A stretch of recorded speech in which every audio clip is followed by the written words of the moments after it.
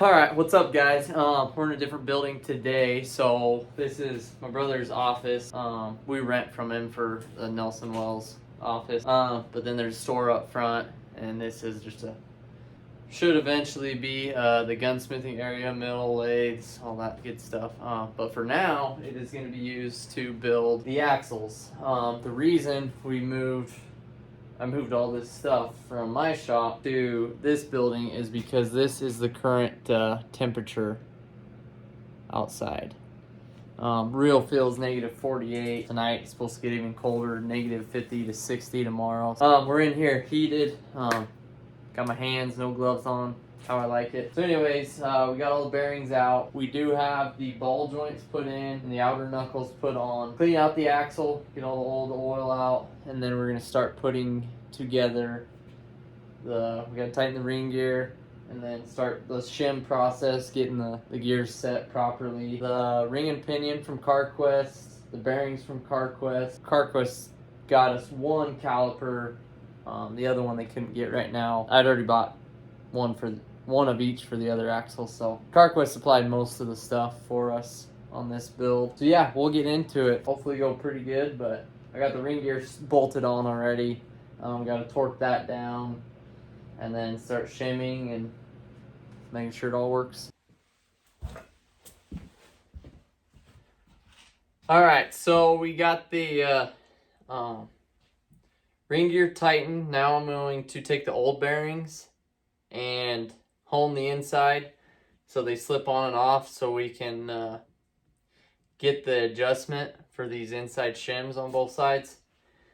Get that, and then do the same thing for the pinion, so we can get the pinion set in there and start doing that adjustment as well on the shim.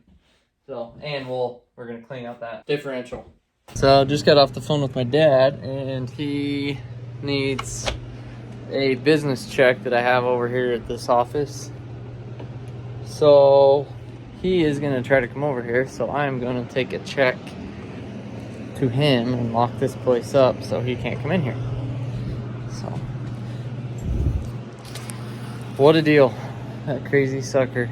All right, so the old shims were 45 thousandths. As you can see there, about perfect. So I got this. He used a sanding wheel and a grinder and just kept going around and around and around. Once you get close, that bearing, the race is still hot, so I put it outside for a bit, cooled down, and dropped right in. It's a snug fit, which is good. You gotta pull it up even. It's another thing. On the other kit, they had a washer for that pinion. Next, I'll get this cleaned up, get this this oil slinger put on there, and then press that bearing on. And that'll be good to go. But like I said, yeah, you can see that there. Dug through that styrofoam, and now it's got them shavings all over. I gotta clean up. Anyways, I guess I got a service call to go do, so I'll head and do that and then come back later. Okay, false alarm. It was just house walls froze up, so he got it unthawed. Took a heat gun down there, so cool. I will get this sucker cleaned up and then get to doing the check-in. Okay, so I got it all cleaned out. That race is in there. Got both sides cleaned out. Emery cloth is looking pretty fresh. All right, so we had to go get the differential out of my dad's 75 F250, and this is what we found. These gears have like 200 miles on them, but see if you can see that. Yeah, absolutely destroyed that. Pinions broke a little bit, so it was screwed anyways, but the carrier's good. So we're swapping the 410 gears onto this carrier because it had 513s in it. So we about got all the bolts in, and then we will press these old bearings off and take the shims out and then press the bearings back on.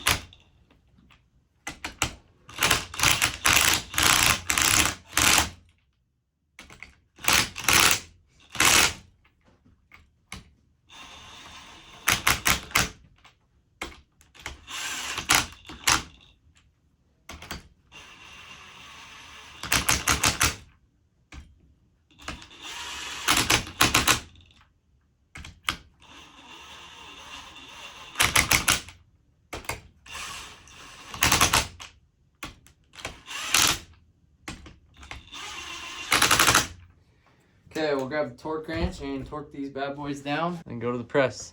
Alright, so we're using this Yukon gear puller.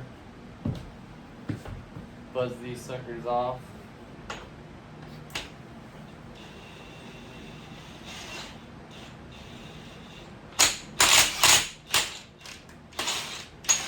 Well, those were not on there very good.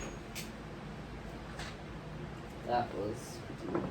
Usually a hammer's on pretty good. This is how they should sound.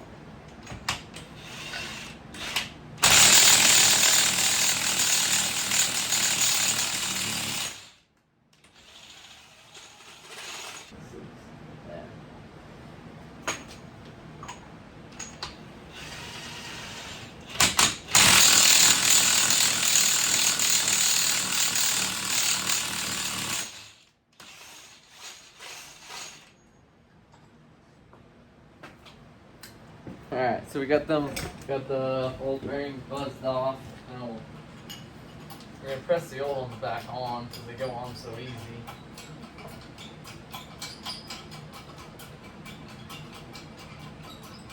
And get a measurement how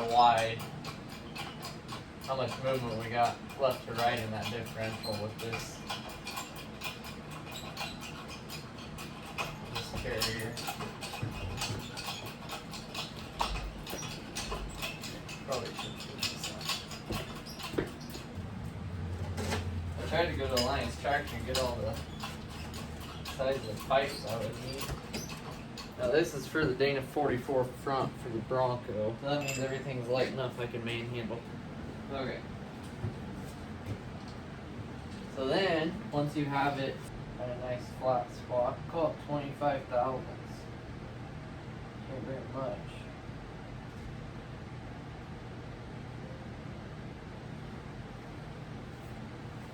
Okay, so we got 25 thousandths total play. Now we'll drop the pinion in and see how much that gives it there. Zach? Alright, so we spent almost all day trying to get the carrier out of the front of the Buffalo shimmed into the Dana 44. Once we finally got it shimmed close enough, there was a tight spot. So it actually has, let's see if you can see this here. Right there. Hairline crack, and it comes all the way over to here. So this actually is warped. And I'm guessing it's been that way for a while. And that's what took out the gears that were in it before, the 513s. So, new one of these, $179. So we're gonna won't be here till Friday, so I'm not sure what we're gonna do. But we got the hole drilled in the Dana 60, and then put the differential back in, check the pattern again, looks good, backlash good, bearing preload's good. So we're going to put the diff cover on, and then I gotta flip it over and pull the yoke off and hammer that seal in, and then put the yoke back on, and then start doing the kingpins. So making some progress on certain axles. Okay, I got the arms put on. Putting these on, we're gonna bolt the brackets to the frame here and mount those to the truck. Then hook up the track bar and steering arms and see what she looks like. Get the springs in there. All right, so then going at it on the Bronco, putting these on. So what I found out was, and I watched another video, and this guy was putting them on. Let's see if you can see this. Like this. So this one would be over there and that one would be over here.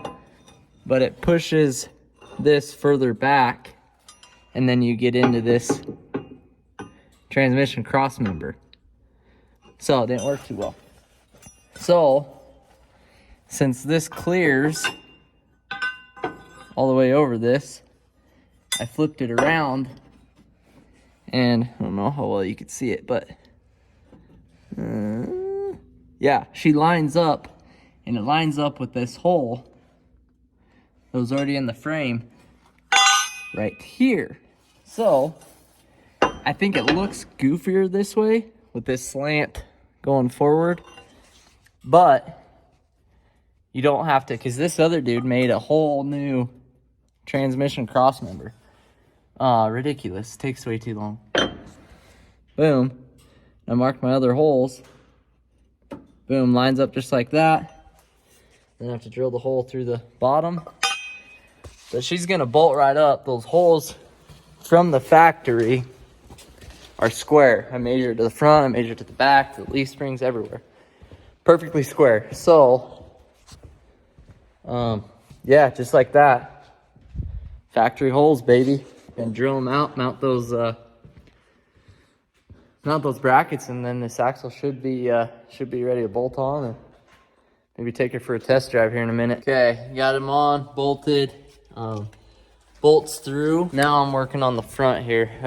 I was grunting pretty good, putting the big bolts through those radius arms. So now I got the tie rod, putting the heim joints on each end, right hand thread, left hand thread, so you can spin it and tighten or loosen. Do whatever you need to do. Hopefully this goes a little smoother than the rest of the project.